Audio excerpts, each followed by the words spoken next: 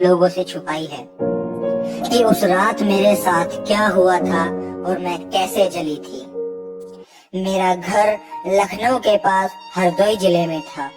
मेरे दो भाई थे, राजा हिरण्याक्ष और राजा हिरण्यकश्यप। मेरे बड़े भाई राजा हिरण्याक्ष ने आर्यों द्वारा कब्जा की हुई संपूर्ण भूमि को जीतकर अपने कब्जे में कर लिया था। यहीं से आर्यों ने अपनी दुश्मनी का षड्यंत्र रचना शुरू किया।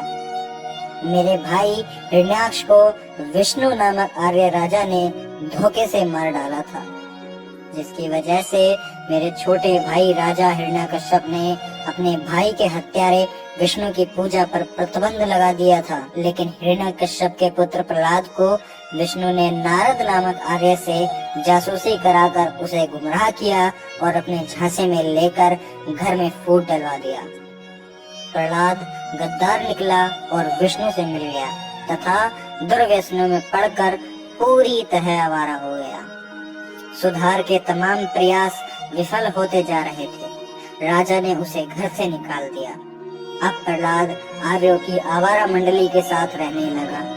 अब अव्वल नंबर का शराबी और आवारा बन गया था, परंतु मेरा स्नेह अपने भतीजे प्रहलाद के प्रति बना ही रहा। मैं अक्सर राजा से छुपकर प्रहलाद को खाना खिलाने आती थी। फागुन माह की पूर्णिमा थी। मेरा विवाह तय हो चुका था। फागुन पूर्णिमा के दिन ही मेरी बारात आने वाली थी। मैंने सोचा कि आखिरी बार प्रहलाद से मिल लूं, क्योंकि अगले दिन मुझे अपनी ससुराल जाना था। जब मैं प्रहलाद को भोजन देने पहुंची तो प्रहलाद नशे में इतना धुत था कि वह खुद को ही नहीं संभाल पा रहा था। फिर क्या था, प्रहलाद की मित्र मंडली यानी कि आर्यों ने मुझे पकड़ लिया और मेरे साथ सामूहिक दुष्कर्म किया। इतना ही नहीं, भेद खुलने के डर से उन लोगों ने मेरी हत्या कर दी और मेरी लाश को भी जला दिया।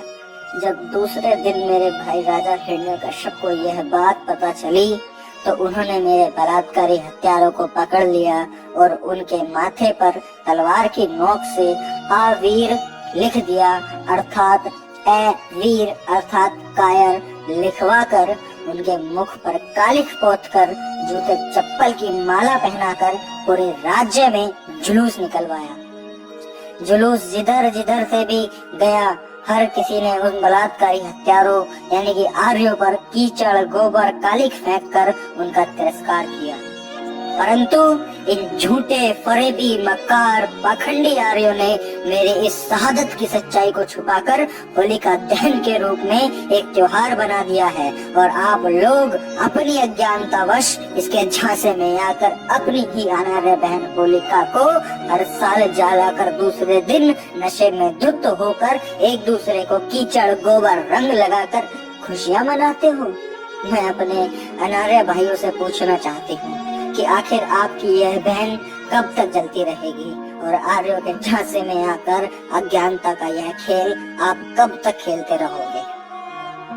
मैंने मेरी पूरी आप बीती आपको बता दी है। अब निर्णय आपको ही लेना है कि क्या आपको मेरी मौत पर खुशी मनानी चाहिए या नहीं। अगर आपको जरा परवाह नहीं है अपनी बहन की तो शौक से खुशियाँ मनाइए। दोस्तों, मैं प्रशांत बोध, मैंने आपको पूरी होलिका की सच्चाई बताई है। अगर आपको इस बात में जरा भी सच्चाई नजर आती है और अपने लोगों की अज्ञानता मूर्खता नजर आती है तो प्लीज आप इस वीडियो को इतना ज्यादा शेयर कर दो कि यह वीडियो हर उस एक इंसान तक पहुंच सके जो अज्ञानवश इस होली का त्योहार को मनाता है और अपने ही समाज की, अपनी ही बेटी, अपनी ही बहन को हर साल जलाकर खुशियां मनाता है। तो मैं मिलता हूं आपसे।